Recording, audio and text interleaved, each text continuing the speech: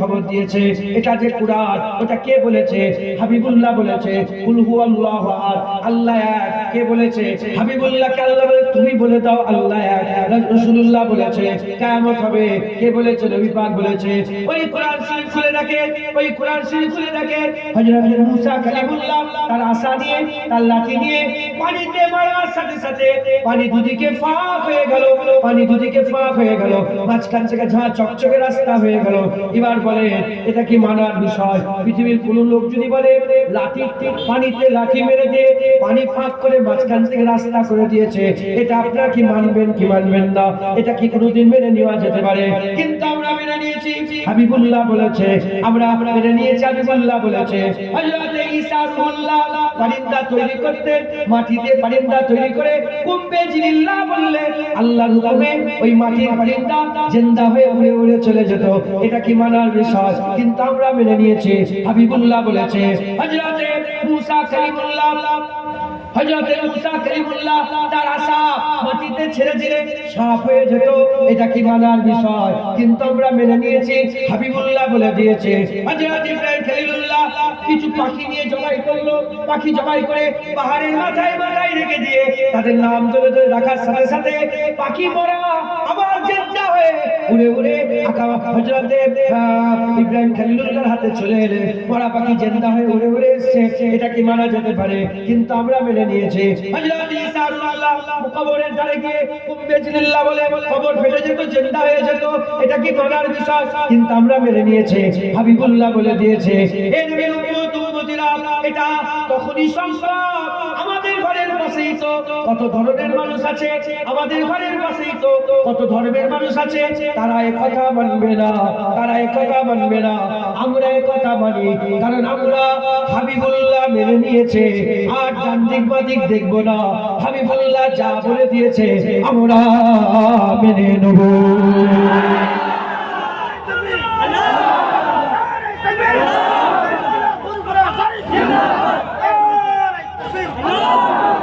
আমরা দেখবো না। হুজুর বলে দিয়েছে, এটা সাহাবাদের ঈমান। এটা সাহাবাদের কি ঈমান? আচ্ছা আচ্ছা, হুজুর পাক ফাতেমা কে করতে গেলেন, ইরাদা করে গেলেন। হুজুর পাক বেরোলেন 10,000 কত হাজার বলেন। আর একজন মেয়ে খুব ভালো করে বোঝে, একটা মহিলা সে কি করলো, এই খবরটা হুজুর পাক বললেন কেউ যেন খবর না দেয়, কেউ যেন না জানে আমরা যে যাচ্ছি মক্কা শরীফে। এই খবরটা হুজুর পাক লড়াই করতে গেছিলেন না, হুজুর পাক গিয়েছিলেন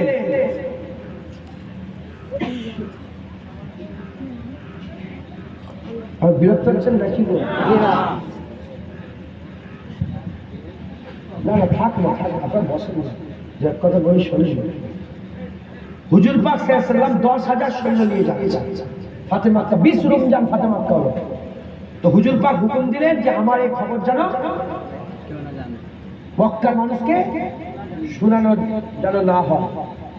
একজন মহিলা সে একটা চিঠি লিখেছে, একজন মহিলা চিঠিটা নিয়ে মক্কার মানুষকে শোনাতে যাচ্ছে। আর হুজুর পাক বললেন আলী, আর কিছু সাহাবাকে বললেন, আলী হুজুর ছিলেন, কিছু সাহাবাকে বললেন তুমি যাও অমুক জায়গায় অমুক ঠিকানায় অমুক ফুলা নগরে ফুলা জায়গায়, ঠিক ফুলা জায়গাটায় দেখবে একটা মেয়ে হেঁটে হেঁটে যাচ্ছে, ওর কাছে খাত আছে, চিঠি আছে, ওই চিঠিটা নিয়ে আসবে। খুব ভালো করে বলবেন সাহাবাদের ঈমান দেখে। সাহাবারা ঠিক ওই জায়গাটায় গেলে তখন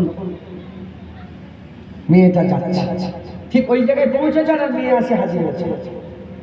তারপরে যখন হুজুর বলছেন মেয়ে ওখানে ছিল না, যখন হুজুর বলছেন ওই মেয়েটা ওই খাতুন ওখানে ছিল না, হুজুর পাক যখন বললেন মেয়ে ওখানে ছিল না, কিন্তু হুজুর জানতেন যে যখন আলী গিয়ে পৌঁছাবে মেয়ে ওখানে গিয়ে যাবে। তো আলী হুজুর গিয়ে পৌঁছালেন, দেখে ঠিক ঠিক হুজুর পাক যেখানটাই বলেছে ওখানটাই মেয়ে আছে। সাহাবারা ঘিরে ফেললেন। আলী হুজুর বলে মেয়ে তোর কাছে চিঠি আছে, বের কর। মেয়ে তো অবাক, মেয়ে আর কেউ জানে কি? ও তো লুকিয়ে দিয়ে যাচ্ছে। হযরতে আলী হুজুর বললেন যে মেয়ে তোর কাছে চিঠি আছে, বের কর। তখন মেয়েটা বলে আমার কাছে কোনো চিঠি নেই। কি বলছে? চিঠি নেই। আলী হুজুর বলছে শোন, পাহাড় সরে যাবে বিশ্বাস করা যায়, চিঠি তোর কাছে নেই এ বিশ্বাস করা যাবে না, কারণ রাসূলুল্লাহ বাজুরানে শাহাদাত দিয়েছে, চিঠি তোর কাছেই আছে। এটা ঈমান। ও বলে না আমার কাছে চিঠি নেই। আলী হুজুর তলোয়ার বের করে দিয়েছে। তলোয়ার বের করে চিঠি বের কর, না হলে তোর আমি হুজুর পাক বলেছে চিঠি নিয়ে এসেছে, আমি যেমন তেমন করে তোর কাছে চিঠি নিয়ে যাবো। আমি আর ওগুলো বলছি না, সাধারণ মানুষ তো। চিঠি তোর কাছে আছে, চিঠি বের কর। যখন আলী হুজুরের শেরে খোদার ডাক শুনেছে না, মেয়ে ভাই খেয়েছে। মাথায় যে বেউনি করা থাকে, ওই বেউনির ভিতরে চিঠি ছিল, সেই চিঠি নিয়ে আলী হুজুরকে দিলেন। সাহাবাদের একিন বুঝতে, হুজুর যখন বলেছে চিঠি ওর কাছে আছে, সাহাবাদের একিন ছিল চিঠি ওখানেই আছে। মুসলমানের ছেলেরা, এর বিরুদ্ধে উম্মতিরা আকামাল্লাহ রাসূলুল্লাহ সাল্লাল্লাহু আলাইহি ওয়াসাল্লামের হুজুর পাক সাল্লাল্লাহু আলাইহি ওয়াসাল্লামের কথা কি বলবো? আমার আল্লাহ পাক হুজুরের মাকাম কি দিয়েছে। বদরের যুদ্ধ করতে গেলেন, 313 জন, তলোয়ার বেশি নেই, সকলে ঘটনা জানেন, আর উট বেশি নেই, বল্লম বেশি নেই, খেজুরের ডান্ডালে যুদ্ধ করতে গেলে আকামাল্লাহ রাসূলুল্লাহ সাল্লাল্লাহু আলাইহি ওয়াসাল্লামের সাথে ওদিকে 1000 কাফের দাঁড়িয়ে আছে। সাহাবাদের ঈমান দেখে, সাহাবাদের ইয়াকিন দেখে, 1000 কাফের দাঁড়িয়ে আছে। এদিকে 313 জন সাহাবা, 313 জন সাহাবা আছে। হুজুর পাক সাল্লাল্লাহু আলাইহি ওয়াসাল্লাম, হুজুর পাক বদরের জমিনে পৌঁছে গেলেন, অনেক বড় কথা, শুধু এইটুকুন বলতে চাই। হুজুর পাক সাল্লাল্লাহু আলাইহি ওয়াসাল্লাম রাত্রে বেলায় বেরোলেন, সকাল বেলায় যুদ্ধ হবে, রাত্রে বেলায় হুজুর পাক বেরোলেন। হুজুর পাক বেরিয়ে, হুজুর পাকের হাতে একটা কঞ্চি, মুবারক কঞ্চি ছিল। হুজুর পাকের মুবারক হাতে মুবারক কঞ্চি ছিল। আকামাওয়ালা রাসূলুল্লাহ ডাক দিতে আরম্ভ করলেন, ডাক একটা গোল বাউন্ডারি দিতে আরম্ভ করলেন। একটা ডাক দিলেন, একটা ডাক দিয়ে বললেন, আমার সাহাবা শোনো শোনো, এই গন্ডির ভিতরে আবু জেহেলের লাশ পড়ে থাকবে, আবু জেহেলের লাশ পড়ে থাকবে। আর একটা গিয়ে গেলেন, আর একটা গন্ডি দিলেন, আর একটা গন্ডি দিয়ে বললেন এই গন্ডিতে উতবা থাকবে, আর একটা গন্ডি দিলেন এই গন্ডিতে সাইবা থাকবে। এরকম করে একটা, দুটো, তিনটে করে আর একটা গন্ডি কাটলেন, এই গন্ডিতে আবু লাহাব থাকবে। এরকম করে একটা নয়, দুটো নয়, 7-7টা বড় বড় গন্ডি কেটে বললেন এই গন্ডিতে 7 সরদার কাফের মরে পড়ে থাকবে। তখন কাফের সরদার বলে না, কাফের সরদার বলে না, আল্লাহর কসম সাহাবারা বলে হুজুর পাক যখন গন্ডি কেটে দিয়েছিলেন, আকামাওয়ালা রাসূলুল্লাহ সাল্লাল্লাহু আলাইহি ওয়াসাল্লাম গন্ডি কেটে দেওয়ার সাথে সাথে সাহাবাদের ঈমানে এত জোর পড়ে গিয়েছিল, তারা ইয়াকিন করে নিয়েছিল পাহাড় সরে যাবে, এটা মানা যেতে পারে, কিন্তু হুজুরের কথা অমান্য হবে, এ কোনোদিন মানা যেতে পারে না। সাহাবারা সবাই ইয়াকিন করে ফেললেন। হুজুর যখন বলেছে 7 কাফের সরদার মরে পড়ে থাকবে, সাহাবারা বলে যুদ্ধ আরম্ভ হয়ে গেল। যুদ্ধ হয়ে যাওয়ার পরেতে আমরা আল্লাহর কসমকে বলে দিয়ে যা, কারণ আগুন তাকের বাইরে ছিল না, 7 গন্ডিতে 7 কাফের সরদার, যেখানে যাকে বলেছিলেন সেখানে সেই 7 কাফের সরদার মরে জাহান্নামী হয়ে পড়েছিল। সুবহানাল্লাহ। শুনছেন আপনারা? মুসলমান সাহাবাদের একই এমন ছিল, সাহাবাদের একই এমন ছিল, কারণ তিনারা রাসূলুল্লাহকে মানত। হুজুর যা বলে দিয়েছে আল্লাহর কসম, নবীর হুকুম নবীর নয়, নবীর হুকুম আল্লাহর হুকুম। আর আল্লাহ বলেছেন কোরআন শরীফে, ইয়া আইয়ুহাল্লাযীনা আমানু, হে ঈমানওয়ালারা, আতিউল্লাহ ওয়া আতিউর রাসূল, আল্লাহর হুকুম মানো, নবীর হুকুম মানো। কাফেরকে বলে রে, মুশরিককে বলে রে, ইয়া আইয়ুহান নাস বলে আল্লাহ বলে রে, মুমিনকে বলেছে আল্লাহর হুকুম মানো, নবীর হুকুম মানো। কারণ নবী মাইয়াতুর রাসূলুল্লাহ ফাকাদাতা আল্লাহ, যে বারগুচিদার ইতাআত করে, অনুসরণ করে, তিনি যা বলে তাই শোনে, এটা তো তার নয়, সেটা আল্লাহর অনুসরণ করে, সেটা আল্লাহর আল্লাহর হুকুম মেনে আল্লাহর অনুসরণ করে। একবার জোরে বলেন মুসলমান, মুসলমান সাহাবাদের বললাম যে দু জায়গায় দু সময়ে সবচেয়ে বেশি মুনকির হয়েছে, মারদুদ মুরতাদ হয়ে গেছে দু সময়। এক নম্বর মিরাজের সময়, আর দ্বিতীয় নম্বর হচ্ছে কেবলা পরিবর্তনের সময়। হাজী সাহেব কেউ আছে? হাজী সাহেব যদি মদিনা শরীফে গেলে হাজী সাহেবদের একটা ঘুরতে নিয়ে যায়, শুনছেন আপনারা? সাইট সিন বলা বিয়াদু, কিন্তু বল বুঝাবার জন্য বলছে সাইট সিন মানে বিভিন্ন জিনিস দেখাবার, ঐতিহাসিক জিনিসগুলো দেখা। তো তাদের ঘুরতে যাওয়ার একটা জায়গা হচ্ছে মসজিদে কেবলা তাই, মসজিদে কেবলা তাই। আপনাদের কোন দিকে কেবলা হবে? এটা আজও সেই পুরাতন কেবলা আছে, চিহ্নিত করা আছে দরজার উপরে। এইদিকে কাবা তো পুরা, এইদিকে বাইতুল মুকাদ্দাস, বাইতুল মুকাদ্দাস, এইদিকে বাইতুল, পুরা উল্টা সিন। এদিকে বাইতুল মুকাদ্দাস, এদিকে কেবলা ছিল এদিকে। কেবলা কি ছিল? এদিকে। হুজুর পাক সাল্লাল্লাহু আলাইহি ওয়াসাল্লাম নামাজে দাঁড়িয়েছেন। নামাজে দাঁড়িয়ে নামাজের ভিতরে, খুব ভালো করে নামাজে দাঁড়িয়েছে, নামাজের ভিতরে মনে মনে আশা করেছে, একটু ওপর দিকে খেয়াল করেছে, মুখ দিয়ে বলে নে, মনে মনে ভেবেছে, আশা করেছে আল্লাহ কেবলাকে পরিবর্তন করে দিয়েছে। খুব ভালো করে বোঝো। এখন কেবলা কোন দিকে? এদিকে। মসজিদ আছে পাশে, পেছনে মসজিদ আছে। আসরের ইখতিলাফ, কেউ বলেছে আসরের নামাজ, কেউ বলেছে জোহরের নামাজ শুরু হয়েছে। আল্লাহর কসম বলেন আপনাদের একিন কি কেবলা? এটাই এটাই এটাই আপনাদের একিন, এটাই কেবলা।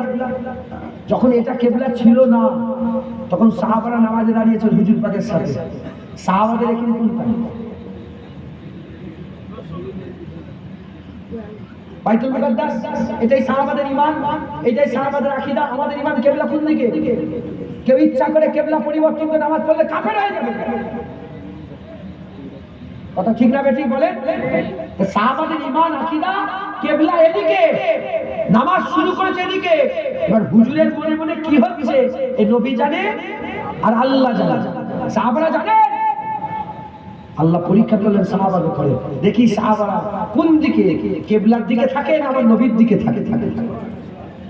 মুসলমানের ছেলেরা, এর আমাদের ঈমান এরকম পয়দা করতে হবে, আমাদের ঈমান এরকম তৈরি করতে হবে। সাহাবাদের ঈমান যেরকম ছিল, আমরা তো সাহাবাদের ঈমানের ধারে কাছে যেতে পারবো না, তবে হ্যাঁ তিনারা যে রাস্তায় চলেছে আমাদেরও সেই রাস্তায় চলতে হবে। যদি আমরা সেই রাস্তায় চলি ইনশাআল্লাহ ঈমান বরকরার থাকবে। এই 60 বছর 70 বছর কেন, যদি 60,000 বছর আল্লাহ হায়াত দেয়, আমার আল্লাহ পাক ঈমানের সাথে রাখবে, ঈমানই আমাদের থাকবে ইনশাআল্লাহ, এর মধ্যে কোনো সন্দেহ নাই। কিন্তু সাহাবাদের রাস্তায় চলতে হবে, সাহাবাদের রাস্তায় চলতে হবে। কি আছে যাদের ঈমানের কথা স্বয়ং আল্লাহ কোরআন শরীফের মধ্যে বলেছে। এর হুজুর পাক নামাজ শুরু করলেন বাইতুল মুকাদ্দাসে, নামাজ শুরু করে দিলেন। আমার আল্লাহ পাক বলেছে ইন্নাল্লাহা মা'আস সাবিরিন, যারা ধৈর্য ধরে, ধৈর্যধারী, কারণ ধৈর্যধারীদের সাথে আল্লাহ থাকে। ধৈর্যধারীদের আল্লাহ পছন্দ করে, আল্লাহ তাড়াহুড়ো পছন্দ করে না, আল্লাহ ধৈর্য পছন্দ করে। আল্লাহ তাড়াহুড়ো পছন্দ করে না, আল্লাহ হুড়োহুড়ি পছন্দ করে না, আল্লাহ লাফালাফি পছন্দ করে না। আল্লাহ ধৈর্য ধরতে বলছে, সবর করতে বলছে। আস্তাইনু বিস-সাবরি ওয়াস-সালাত, আমার আল্লাহ বলছে আল্লাহর কাছে মাদাদ তালাশ করো, নামাজ আর সবরের মাধ্যমে, ধৈর্য আর নামাজের মাধ্যমে আল্লাহর কাছে মাদাদ তালাশ করো। আল্লাহ নিজে সবরের কথা বলে, কিন্তু একটা জায়গায় আল্লাহ ধৈর্য রাখতে পারে না, একটা জায়গাতে আল্লাহ সবর রাখতে পারে না। কোন জায়গায়? যখন হুজুর পাক কিছু আল্লাহর কাছে চায়, আল্লাহ ধৈর্য রাখতে পারে না, সঙ্গে সঙ্গে দিয়ে দেয়।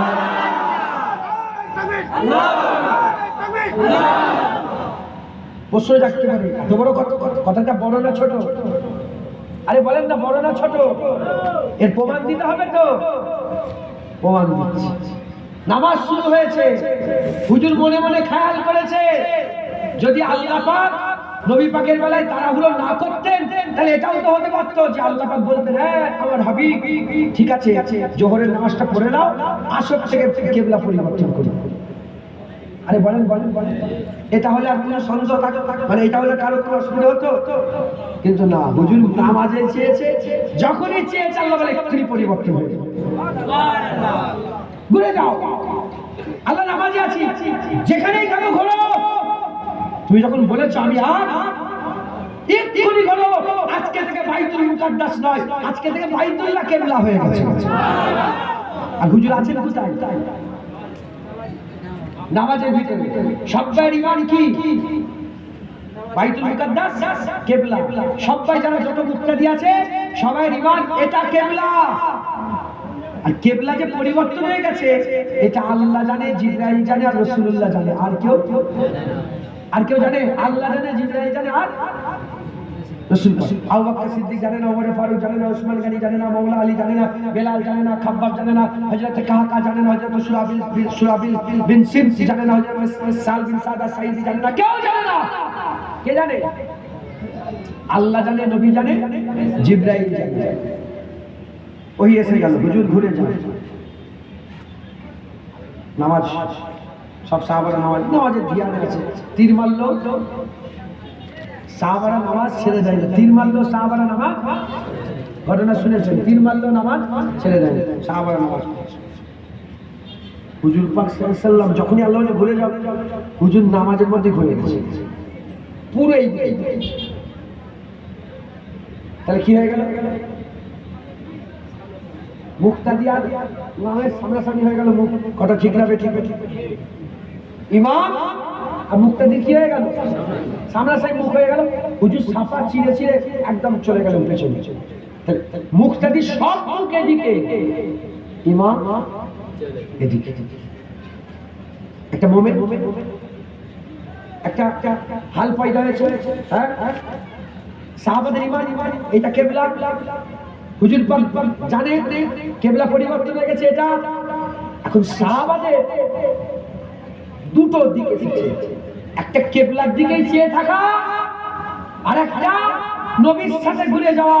আল্লাহর কসম, একটা সাহাবাও কিবলার দিকে ছিল না, নবী ঘুরে গেছে, সাহাবারাও ঘুরে গেছে। কি হয়েছে কেউ জানে না। কি হয়েছে আবু বকর সিদ্দিক জানে না, ওমর ফারুক জানে না, কেউ কিচ্ছু জানে না। নবী ঘুরে গেছে, সাহাবারা ঘুরে গেছে। দুরাকাত এদিকে হলো, দুরাকাত এদিকে সালাম ফিরালেন। সালাম ফিরিয়ে হুজুর বললেন, এই ঘুরলে কেন? আমি হুকুম দিয়েছি। হুজুর পাক হুকুম, নামাজের মধ্যে হুকুম দিয়েছে। হুজুর পাক বলেছে যে কিবলা পরিবর্তন হয়েছে না। মুসলমানের ছেলেরা, এ নবীর উম্মত উম্মতিরা, আমার আল্লাহ পাক জিজ্ঞাসা করলেন, হে আলী কেন তুমি ঘুরে গেলে? হযরত আলী হুজুর বলে, পাশে উসমান গনি ঘুরে গেছে, আমিও ঘুরে গেছি। কেউ তো জানে না, সব তো নামাজের খেয়ালে ছিল, সব তো নামাজের খেয়ালে ছিল। হযরত আলীকে জিজ্ঞাসা করলেন, আলী কি ব্যাপার ঘুরে গেলে কেন? আরে বাবা, সব তো নামাজের ধ্যানে ছিল। হুজুর ওই দিকে লোক জানতে পারবে? জানেন আপনাদের মসজিদে ইমাম সাহেব কি করছে, পেছনের ওই কোণের লোক জানতে পারবে? হুজুর জিজ্ঞাসা করলেন, আলী কেন তুমি ঘুরে গেলে? ইয়া রাসূলুল্লাহ, আমি কি জানি। আমার পাশে ওমরে হযরত উসমান গনি ঘুরেছে, আমি ঘুরে গিয়েছে। উসমান তুমি কেন ঘুরলে? উসমান বলে, ইয়া রাসূলুল্লাহ, পাশে ওমর ঘুরেছে, আমি ঘুরে গিয়েছে। ওমর তুমি কেন ঘুরলে? হযরত আবু বকর সিদ্দিক বলে, ইয়া রাসূলুল্লাহ, ইয়া রাসূলুল্লাহ, ওমর ফারুক বলে, আবু বকর ঘুরেছে, আমি ঘুরে গেছে। হুজুর বললেন, আবু বকর তুমি কেন ঘুরলে? আবু বকর সিদ্দিক জবাব দিয়েছিলেন। আবু বকর সিদ্দিক জবাব দিয়ে বলেছিলেন, ইয়া রাসূলুল্লাহ, ইয়া হাবিবাল্লাহ, আমরা কি জানি আল্লাহ এদিকে খুশি না এদিকে খুশি, ডান দিকে না বাদিকে, পূর্ব না পশ্চিমে, উত্তর না দক্ষিণে, আমরা জানি না। ইয়া রাসূলুল্লাহ, আপনি ঘুরে গেছেন, আমরা ঘুরে গেছি। আর কিচ্ছু জানার দরকার। ঈমান কাকে বলে দেখছেন? এই ঈমান বুঝতে পারছেন? মুসলমানের ছেলেরা, এই নবীর উম্মত উম্মতিরা, তাহলে আমাদের কি করতে হবে? আমাদের সকলকে কি করতে হবে? আমাদের সকলকে ঈমানওয়ালা হতে গেলে, আমাদের সকলকে মুমিন হতে গেলে নবীকে মানতে হবে।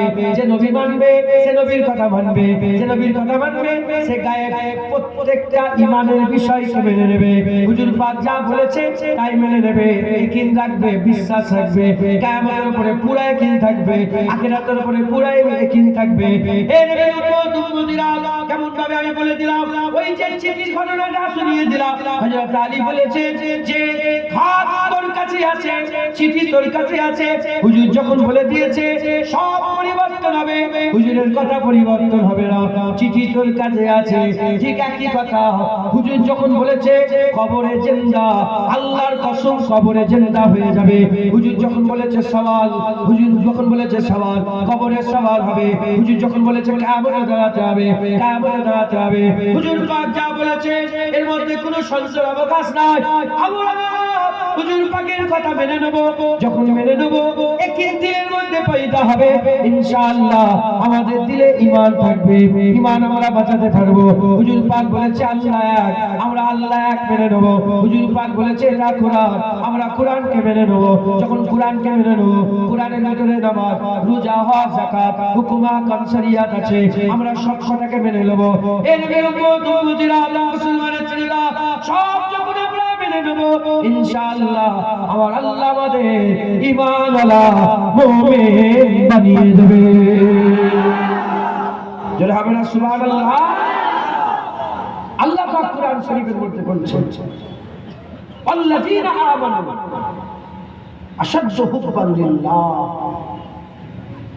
হে ঈমানওয়ালা, আল্লাহকে কঠিন ভাবে মহব্বত করো। হে ঈমানওয়ালা, হে ঈমানওয়ালা, আবার বিরক্ত হয়ে যাচ্ছেন তাই না? শুনছেন আপনারা? হে ঈমানওয়ালা, আল্লাহকে কঠিন ভাবে মহব্বত করো। আল্লাহ কাকে বলছে? আমরা কারা? হুজুরকে মানি তো আমরা? হুজুরকে বড় ভাই মনে করেন না? আমাদের মতো মানুষ মনে করেন না? হ্যাঁ, হুজুরের চাওয়াই কিছু হয়নি এসব মনে করেন না? হুজুরকে নিরক্ষর মনে করেন না? নাউজুবিল্লাহ। কি গো? হ্যাঁ, হুজুরের প্রতি ঈমান আছে তো? হুজুরের কথার প্রতি ঈমান আছে না? ঈমানওয়ালা আল্লাহ আমাদের করে বলছে আশাদ্দু হুব্বান লিল্লাহ, আল্লাযীনা আমানু আশাদ্দু হুব্বান লিল্লাহ। হে ঈমানওয়ালা, আমাকে তোমরা আশাদ্দু হুব্বান লিল্লাহ মানে সবচেয়ে বেশি মহব্বত করো। কি বললেন আল্লাহ? হুকুম দিলেন। যারা ঈমানওয়ালা তাদের করে আল্লাহ কি দিলেন? হুকুম দিলেন। কোরআন কার বাণী? আল্লাহর বাণী। কে বলেছে? আল্লাহ বলে, নবী পাক বলেছেন। নবী পাক সাল্লাল্লাহু আলাইহি ওয়াসাল্লামের দিলে কোরআন নাযিল হয়েছে, হুজুরের জীবন থেকে কোরআন বেরিয়েছে। হুজুর বলেছে এটা কোরআন, আমরা এটাকে কোরআন মেনে নিয়েছি। জোরে বলুন। আচ্ছা, কোরআন কেমন করে নাযিল হয়েছে? পৃষ্ঠাতে লিখে হযরত জিজ্ঞাসা করেছে কানে বলেছে? কানে বলেছে না, হুজুর পাকের দিলে আল্লাহ কোরআন নাযিল করেছেন। কানে বললে কেউ একজন শুনে নিতেও পারত, দিলের ভিতরে খবর কেউ জানে? হুজুর পাকের দিলে নাযিল হয়েছে। আর হুজুর পাক পুরা দিলে 30 পারা কোরআন থেকে আমাদের করে তোফা দিয়ে দিয়েছে। জোরে বলেন সুবহানাল্লাহ। এবার আপনারা বলেন কোরআন শরীফে আল্লাহ বলছেন, কোরআন শরীফ আল্লাহ বলছেন এই কোরআন যদি পাহাড়ে নাযিল হতো পাহাড় চূর্ণ বিচূর্ণ হয়ে যেত। যে কোরআন পাহাড়ে নাযিল হলে পাহাড় চূর্ণ বিচূর্ণ হয়ে যেত, সেই কোরআন রাসূলুল্লাহ দিলে আল্লাহ নাযিল করেছেন। কে আছে নবী পাকের মতো? কে আছে আকামাওয়ালার মতো? সারা পৃথিবী খুঁজে দেখে যাও, নবীর মতন দ্বিতীয় পাবে না। জোরে বলেন সুবহানাল্লাহ। হলো আল্লাহ বলছেন আমাদের করে ঈমানওয়ালাদের করে নবী পাকের মাধ্যমে শুনিয়ে দাও, এই ঈমানওয়ালা আল্লাহকে মহব্বত করো। আল্লাহ শুধু বলেন হুব হুব আশাদ্দু হুব্বান লিল্লাহ, আল্লাহ বলেন হুব্বান লিল্লাহ বলেন। আল্লাহ আশাদ্দুন যোগ করেছে। এই আশাদ্দুনের ব্যাখ্যাতে উলামায়ে হযরত বলছে যে মহব্বত এমন যার জন্য নিজের জানটাও কুরবান করে দেওয়া যায়। মুমিন কারা? যারা আল্লাহর জন্য জান, বলেন বলেন বলেন, যারা আল্লাহর জন্য জান কুরবান করে। মুসলমানের ছেলেরা এর মুমিন হবে আর আল্লাহর জন্য জান কুরবান করতে ভয় লাগবে। হুজুর পাক বলেছেন মুনাফিক, হুজুর পাক বলেছেন মুনাফিক, মুনাফিকরা আল্লাহর জন্য জান কুরবান করতে লজ্জা করে, আল্লাহর জন্য জান কুরবান করতে ভয় করে। মুনাফিকরা আল্লাহর জন্য জান দিতে ভয় করে, মুমিন জান দিতে ভয় করে না। মুমিন আল্লাহর জন্যই জানকে কুরবান করে দেয়।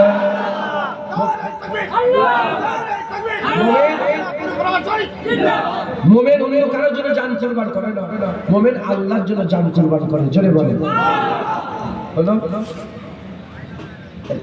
মুমিন কারা? আল্লাহ বলছে যে আমার জন্য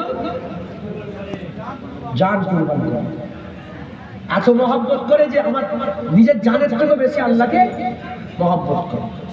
মুসলমানের ছেলেরা এর উম্মতিরা এবার রাসূলুল্লাহ সাল্লাল্লাহু আলাইহি ওয়াসাল্লামকে বুখারী শরীফের হাদিসের মধ্যে এসেছে, হুজুরকে জিজ্ঞাসা করা হলো, আকা মাওলা রাসূলুল্লাহ সাল্লাল্লাহু আলাইহি ওয়াসাল্লাম বলছে মুমিন কারা? এই শুনছেন? এখান থেকে দেরিয়ে বলে দিই, আমি এখানে প্রথম এলাম তো, এর আগে এসেছি আমি কিন্তু এটা বলি, হ্যাঁ এটা আমার আল্লাহর কসম, আমি এক্ষুনি একটা সাদকা করলাম, এটা বলি না নাউজুবিল্লাহ। এজন্যই বলছি, আজকে স্বপ্ন দেখেছি, একটা ভয়ঙ্কর স্বপ্ন দেখেছি। মুফতি সাহেবকে ফোন করলাম, ভাই মুফতি সাহেব এই ব্যাপার, বলে হুজুর আপনার কিছু ভুল হয়ে গেছে, যেটা ইমানের আমার নিজের কথা আল্লাহ দেখিয়ে দিয়েছে। আমি আল্লাহকে মাফ চাইলাম, তওবা করলাম, একটা সাদকা করলাম, সাদকা দিলাম, কিছু সাদকা করে দিলাম। কি জানে সেটাও বলেছে মুফতি সাহেব, ওইটাও বলেছে, আর আমি ওইটা ভুল করেছি। আমি এই তিন চারেক এত পাখি হচ্ছে না এই রাজনীতি, আমিও মাইকে দু একটা নওজুবিল্লাহ এইসব বিয়াদির কথা বলে ফেলছি, মানে বিয়াদি বলতে আমি এই উল্লেখ করে ফেলছি রাগে, এই হচ্ছে ওই হচ্ছে, মুসলমানদের করে ধ্বংস। ঠিক আল্লাহ দেখিয়ে দিলে যে আমার চলা ভুল হচ্ছে। আমার এখানে অশ্বনে অনেক লোক বসে আছে, আমি গেলেই সব চলে যাই, অনেক লোক বসে আছে, আমি দেখতে পাচ্ছি। আবার সাক্ষী দিয়ে বলেন, আমি জীবনে ওয়াজের মজলিসে এইসব নন্টে ফন্টের গল্প হেন তেন এইসব জীবনে বলেছি? হ্যাঁ আমি এটা বলেছি না, আমি আল্লাহ রাসূলের কথা বলি। এখন প্রশ্ন, সমস্যা হচ্ছে শুধু আল্লাহ রাসূলের কথা বললে আমার কিছু লোক আছে আমার ভালো লাগে না, আল্লাহ মাফ করো, একটু গরম হবে, একটু মারামারির কথা হবে, এই হয়েছে ওই হয়েছে, আমাকে মাফ করে দেন, আমি বলতে পারবো না। একটু দু একদিন বলছিলাম, এমন শিক্ষা আল্লাহ দিয়েছে, আবার যতদিন মনে থাকবে ইনশাল্লাহ আমি ওই দিকে যাবো। কথা বুঝতে পেরেছে? আমাকে ওই দিকে গেলে হবে না। সব যদি একই রকম হয়ে যায় তাহলে আল্লাহ রাসূলের কথাটা বলবে কি, মুজাদ্দিদ জামানের সিলসিলার কথা বলবে কি, ঈমান ইসলামের কথা বলবে কি? কথা ঠিক না বেঠিক বলেন? দাদা হুজুর বীর কেবলার আওলাদ তো মাশাআল্লাহ সবাই আছে, সবাই বলছে, আমাকেও এই রাস্তাটা ধরে রাখতে হবে। কথা ঠিক না বেঠিক? হ্যাঁ আমাদের সাথে মানুষের উম্মিদ জুড়ে আছে। আমি যখন কিছু ভুল করব, শুধু আমার কষ্ট হবে না, আমার সাথে হাজার হাজার ছেলে যারা আছে মহব্বত ভালোবাসা রাখে, তাদেরও কষ্ট হবে যে হুজুর এরকম হয়ে গেল, এই হুজুরও গরু হয়ে গেল, এই হুজুরও ছাগল হয়ে গেল, বলবে না? তাই আমি এদিক ওদিক কথা বলবো না, তাতে শুনবে শোনো, আর না শুনবে চলে যাও। আমি আল্লাহ রাসূলের কথাই কথা। আপনার বিরক্ত হচ্ছেন নাকি? মুসলমানের ছেলেরা এর উম্মতিরা ঈমানওয়ালাকে স্বয়ং আল্লাহ বলছে, ঈমানওয়ালাকে স্বয়ং রাসূলুল্লাহ বলছে, আল্লাহ পাক বলছে মুমিন যারা মুমিন হয় তারা নিজের জানের থেকে বেশি আল্লাহকে মহব্বত করে। তাহলে যদি সত্যিকারে আমরা মুমিন হয়, আল্লাহকে জানের থেকে বেশি ভালোবাসবো। যদি আল্লাহকে জানের থেকেও সবচেয়ে দূরের কথা নিজের জানের থেকেও ভালোবাসতে পারি, তাহলে আমরা মুমিন হতে পারবো। এবার আমরা হুজুর পাককে জিজ্ঞাসা করি, ইয়া রাসূলুল্লাহ মুমিন কারা? হুজুর পাক সাল্লাল্লাহু আলাইহি বলছে, বুখারী শরীফের হাদিসের মধ্যে এসেছে, হুজুর পাক বলছেন লা ইউমিনু আহাদুকুম, লা ইউমিনু আহাদুকুম, কেউ একজন মুমিন হতে পারবে না, কেউ একজন মুমিন হতে পারবে না হাত্তা কুনা হাব্বা ইলাইহি, যতক্ষণ না সে আমাকে ভালোবাসছে, বিওয়ালিদিহি ওয়া ওয়ালাদিহি ওয়ান নাসি আজমাইন। অন্য রিওয়ায়াতে মিন নাফসির কথাও বলা হয়েছে। হুজুর পাক বলছে কেউ একজন মুমিন হতে পারবে না যতক্ষণ না সে মহব্বত করছে তার বাপ মা, তার ছেলে পুলে, ওয়ান নাসি আজমাইন, এবং সমস্ত মানুষের থেকে বেশি, এমনকি নিজের জানের থেকেও বেশি যদি নবীকে মহব্বত না করে সে মুমিন হতে পারবে না। তাহলে আল্লাহ খবর দিল, আল্লাহ বলছেন মুমিন হচ্ছে তারা যারা জানের থেকে বেশি আল্লাহকে ভালোবাসে। নবী খবর দিল মুমিন হচ্ছে তারা যারা সব জিনিসের থেকে বেশি, এমনকি নিজের জানের থেকেও বেশি নবীকে ভালোবাসে। মুমিন কারা? যারা আল্লাহকে সবচেয়ে বেশি ভালোবাসে। আল্লাহ বলছেন, আর হুজুর পাক বলছেন যারা আমাকে বেশি ভালোবাসে। খুব ভালো করে বলুন। এখন প্রশ্ন, আমরা তাহলে কাকে ভালোবাসবো? আল্লাহকে সবচেয়ে বেশি ভালোবাসবো। তা ভালোবাসা কটা হলো? দুটো হলো। আল্লাহ হচ্ছে সবচেয়ে বেশি আমাকে ভালোবাসতে হবে। নবী বলছেন সবচেয়ে বেশি আমাকে ভালোবাসতে হবে। আপনারা উত্তর দেবেন না, আমি উত্তর দেব। এখন প্রশ্ন, আমরা কাকে বেশি ভালোবাসবো? আল্লাহকে ভালোবাসবো না নবীকে ভালোবাসবো? প্রশ্ন, উত্তর দেবেন না, এর মধ্যে উত্তর আছে, উত্তর দেবেন।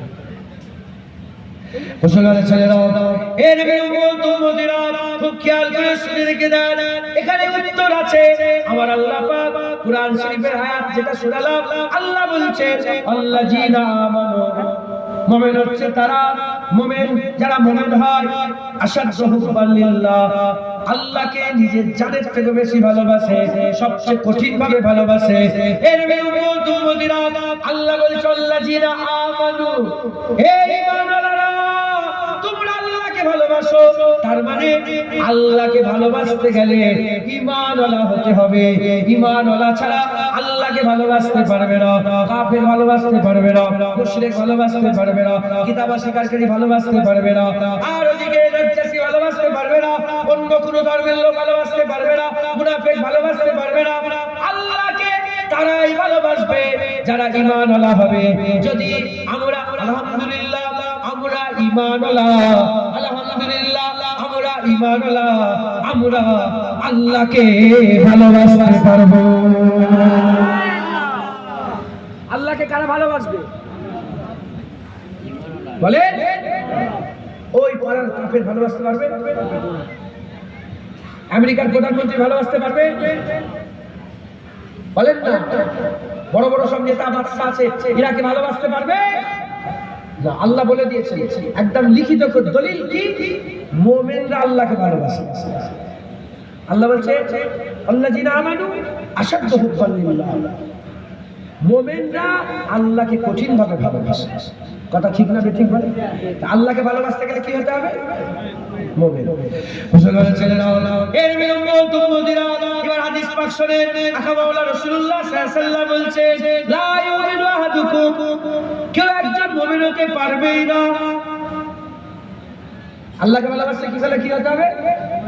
মুমিন হতে হবে। আর নবী পাক বলছে কেউ একজন মুমিন হতে মুমিন হবেই না। লা ইউমিনু আহাদুকুম, কেউ একজন মুমিন হতে পারবে না যতক্ষণ না হাত্তা কুনা হাব্বা ইলাইহি, হাত্তাকে সে আমাকে মহব্বত করছে, তার বাবা, তার ছেলেপুলে, অন্নাসে আজমাইন, এবং সমস্ত মানুষের থেকে বেশি যতক্ষণ না সে ভালোবাসছে, আমি যে জানের থেকে বেশি যতক্ষণ না ভালোবাসছে, সে মুমিন হতে পারবে না, সে মুমিন হতে পারবে না। তাহলে কি বুঝলে? মুমিন হতে পারবেই না যদি নবীকে না ভালোবাসে। মাথায় ঢুকিয়ে নাও, মুমিন হতে পারবেই না যদি নবীকে না ভালোবাসে। যারা নবীকে ভালোবাসবে তারা মুমিন হবে, আর যারা মুমিন হয়ে যাবে তারা আল্লাহকে ভালোবাসবে। যারা হবে না, বুঝাতে পারলাম? বলেন বুঝাতে পারলাম? আল্লাহ নবীকে ভালোবাসলে বান্দারা কি হয়? মুমিন হয়।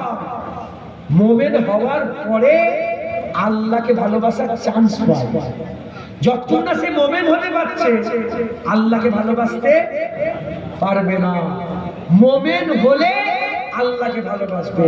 তাহলে যারা নবীকে ভালোবাসবে তারা মুমিন, যারা নবীকে মানবে তারা মুমিন, যারা নবীর কথা মানবে তারা মুমিন, যারা নবীর কথা মানবে তারা গায়েব মানবে, আর যারা গায়েব মানবে আল্লাযীনা ইউমিনুনা বিল গায়েব তারা মুমিন হয়ে যাবে। একবার জোরে বলেন, আর কি জোরে হবে না সুবহানাল্লাহ।